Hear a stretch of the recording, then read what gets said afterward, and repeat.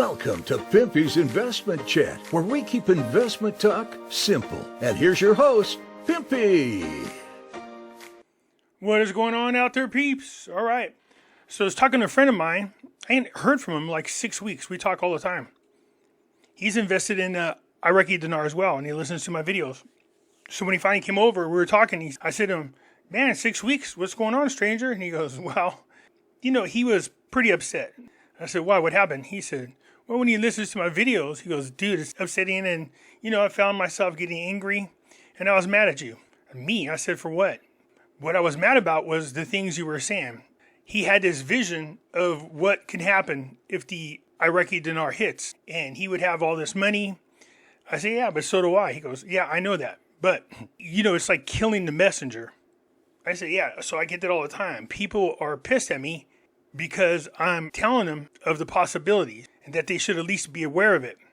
And so it pisses a lot of people off. He says, because you're responsible for shattering their dreams. And I said, I am responsible. I'm not the one that's responsible. He goes, yeah, you are. He says, that's the way people think. That's the way I thought.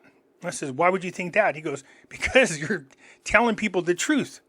After we've been lied to for all these years, all of us had this dream of having millions of dollars, and then you come along. In the beginning, I was disagreeing with what you were saying, but he goes, you were able to prove everything. And I sat down with my wife, and me and her talked.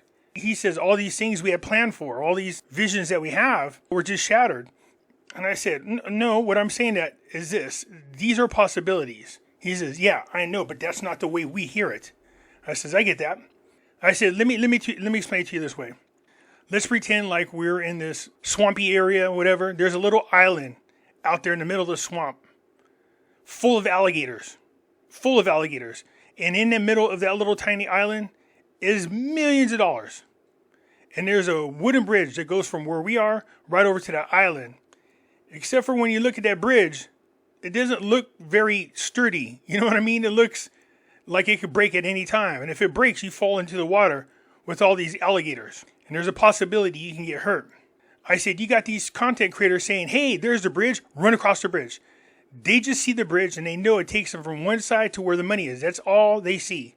And they're encouraging their people to run over to the money. I'm saying to the people, sure, there's a bridge, and yes, you can get to the money, but you guys better be careful. Take a look at the bridge. The content creators are going, no, run across the bridge.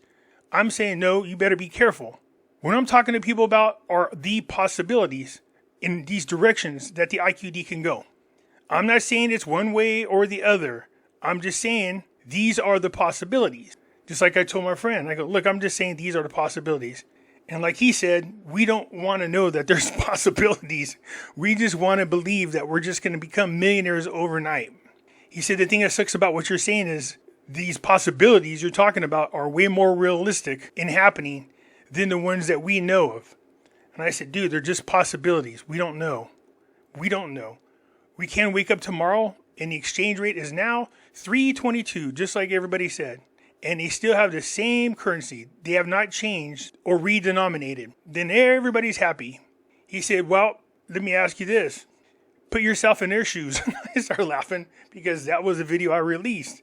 And I go, what about it? He goes, that's what happened. He goes, I was sitting with my wife and I go, put yourself in the shoes of these government workers. Your interest is the Iraqi people. Forget all your biases. Forget about what you want. Forget about all your dreams. Put that aside. And you have to do what's right for the Iraqi people. Now, do you want to change the exchange rate while the currency is the way it is and watch trillions of dollars shoot out of this country? That's just oversimplifying it, just so you're aware. Or do you need to lop off the zeros, delete the zeros, reduce the zeros, remove the zeros off the currency, and then later on change the exchange rate to 322? And I said, and? He goes, yeah, that's the part that pisses us off. It's not to piss you guys off. I'm saying to you, there is money on that little island. As soon as you get past and you're safe from all the alligators in the water. But I'm the one that's also saying you better take a look at that bridge closely and be very careful because it's not very sturdy. And there's a possibility that the bridge can give out and you could fall in the water.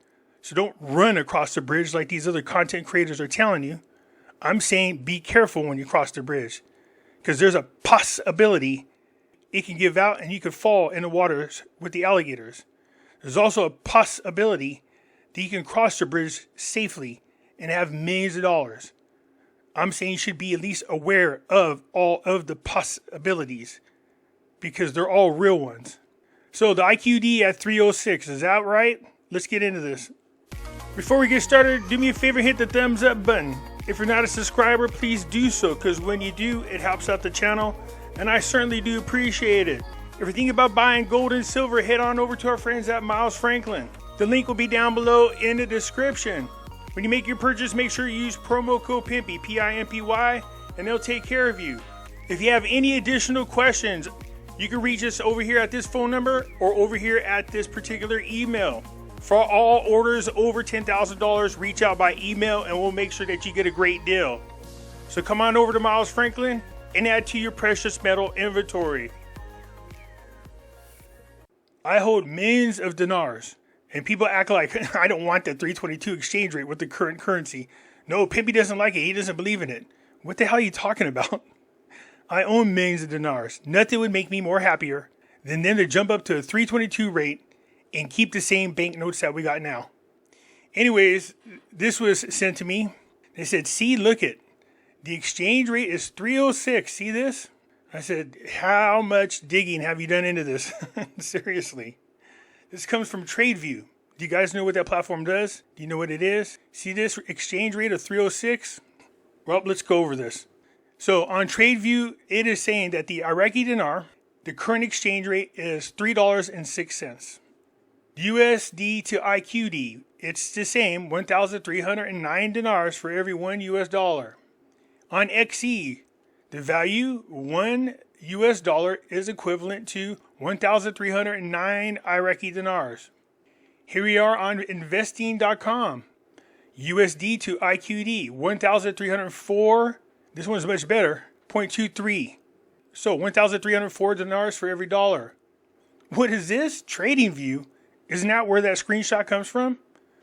US dollar to Iraqi dinar. You get 1,309 dinars for every $1.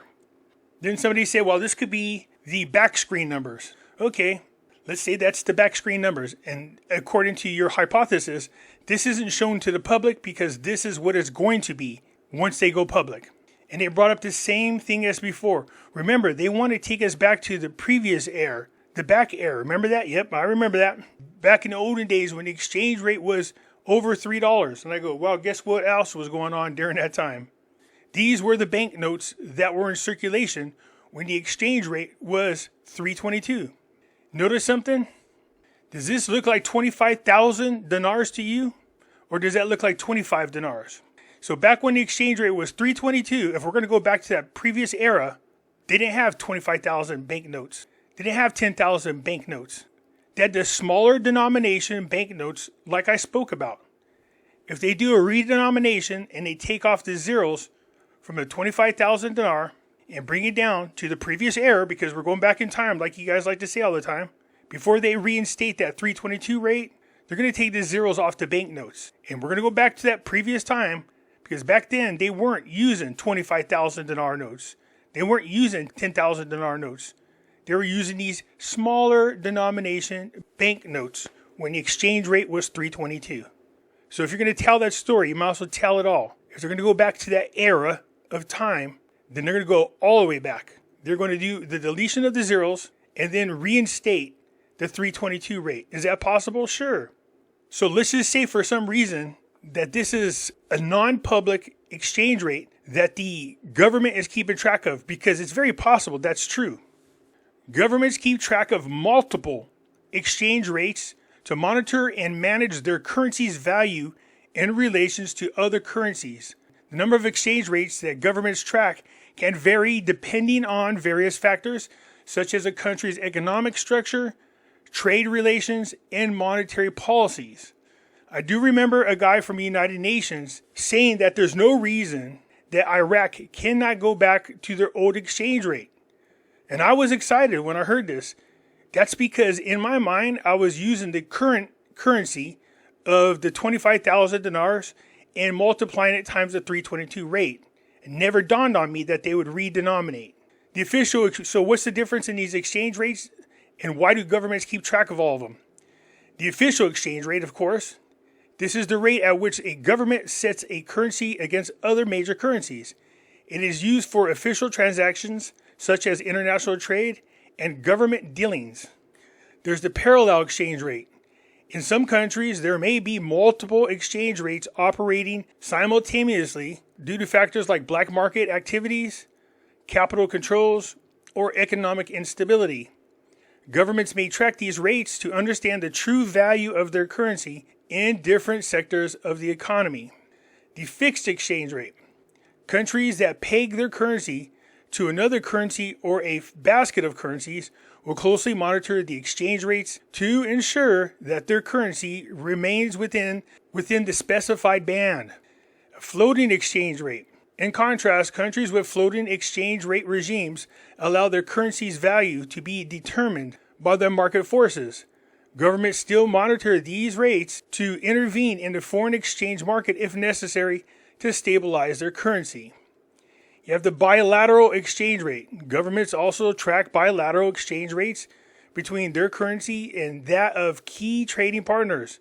These rates are crucial for assessing competitiveness in international trade and managing trade imbalances. The real effective exchange rate, or the REER.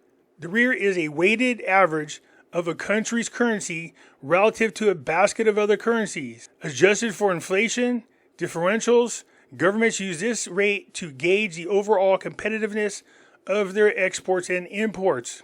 The governments keep track of these various exchange rates to ensure stability in their economies, facilitate international trade, and maintain competitiveness in the global market. The number of exchange rates monitored by a government can vary depending on economic policy, market conditions, and external factors. So it isn't just one they keep track of, there's several. The one they use is the official exchange rate. The type of regime they choose can vary. It could be the fixed exchange rate. It could be the floating exchange rate. It could be what is known as the dirty float or a managed exchange rate. So those are the types of regimes that they could choose to use as their official exchange rate. But they still can monitor all these different types of exchange rates just to see how their currencies stack up against various factors affecting their economy. So TradingView.com has different types of platforms you can play with, but it does use real-time data. Like I said, the guy from the UN said that he said there's no reason that Iraq can't go back to the old exchange rate. So is it possible they have been monitoring the exchange rate from where it was to where it is today based on Iraq not having sanctions or not being devalued? So is it possible they've been keeping track of where the real exchange rate would have been had they not got punished? Yeah, it's very possible. Of course it is. That's the whole thing. There is possibilities. But back to my friend. As he was leaving last night, I said, I guess I should just let these things go and not explain them. So this way everybody doesn't all pissy and they hate me and stuff because of it. He said, no, keep doing what you're doing. Would you rather be liked and lie and mislead people? Or would you rather be hated because you told the truth? That's a good point. The things I'm talking about are possibilities. I didn't say they were set in stone. There's all kinds of things that can happen. People are taking the information that I share as if that's what's going to happen. We don't know. None of us know. Everything is pure speculation. I approach this with a much more educated guess than the rest of them. They don't take all these things into consideration like I do. They're just throwing enough shit up against the wall hoping something sticks. Because I guarantee if the rate changes tomorrow, they're going to say, see, I told you. See, I told you. Well, wait a minute. You said it's going to be $3.22. It's only like $1. That doesn't make a difference. See, Pimpy's wrong. Pimpy's wrong. I showed him my inbox. I go, look at all these people. They constantly challenge me. This one's like Kuwait. No, there's a big difference in Kuwait. You're looking at the exchange rate wrong. It should be this. No, that's not right. I go, look at all these things. I get challenged all the time. He said, yeah, because they respect your opinion. Or else they wouldn't challenge you. They would just ignore you. Anyways, that's it for now. I appreciate you guys chiming in, and I hope this will straighten things out. Sure, there's a bridge there, and there is money on the other side. But I see the condition of the bridge, and I'm telling you to be careful, because there's a possibility that you can get hurt trying to get to that money. Anyways, leave a comment down below, and I'll get back to you later. I'm out.